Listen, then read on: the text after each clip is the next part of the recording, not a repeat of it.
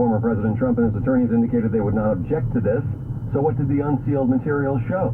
Correspondent Stephen Portnoy begins our coverage. The unsealed materials show an FBI receipt for 11 different sets of documents marked confidential, secret, or top secret. One set of documents is said to be labeled with the highest classification, reserved for material that should only be reviewed in special secure locations known as SCIFs. The former president claims all the material he held in storage on his Florida property was declassified. If that's so, there's no clear evidence of it. The search warrant indicates the FBI was investigating violations of the Espionage Act, which governs the handling of classified material, as well as the crime of obstruction. FBI agents took about 20 boxes of items, binders of photos, a handwritten note, the executive grant of clemency for Trump ally Roger Stone. The decision to unseal the records was made by Judge Bruce Reinhardt, same judge who signed off on the search warrant. There was more Trump news today. A judge here has cleared the way for the tax fraud case against the Trump Organization and CFO Alan Weisselberg to begin. Here's Cynthia Wynn's reporter Juliet Papa. Protesters trailed behind Alan Weisselberg as he entered the courthouse for his tax fraud case. They held up signs that said, "Indict Trump." Although the former president isn't a defendant, his family-run business and chief financial officer are. Despite defense motions calling for dismissal of the case, the judge threw out only one count, criminal tax fraud in the third degree, and he set a trial date for October 24th.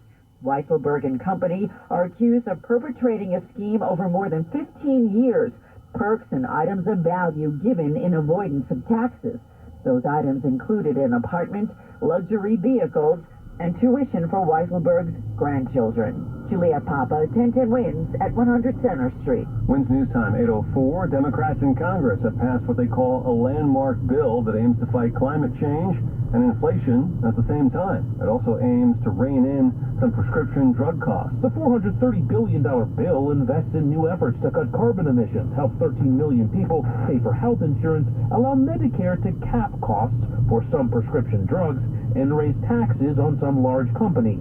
Delaware Democratic Congresswoman Lisa Blunt Rochester. The Inflation Reduction Act is the capstone of our efforts to deliver. Republican leader Kevin McCarthy says it's a wasteful spending spree. I believe the largest tone-deaf bill I've ever seen in this chamber in 232 years. It now heads to the president's desk. That's correspondent Steve Dorsey. Wins News Time, 8:05.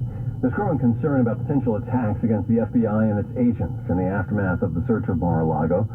There was nothing potential about it yesterday. Police in Cincinnati say a 42-year-old Ricky Schiffer was killed after an 8-hour standoff with authorities. He was accused of trying to breach a local FBI office.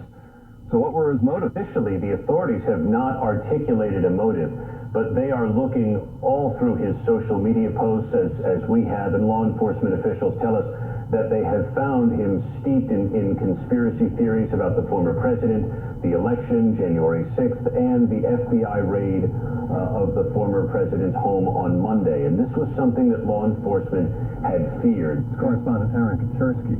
Quick check of AccuWeather. It's a nice night. It's going to be a nice weekend. Clear and comfortable overnight with a low eventually of 64 in the city and cooler into the 50s in the suburbs. Tomorrow, sunny to partly cloudy, pleasant.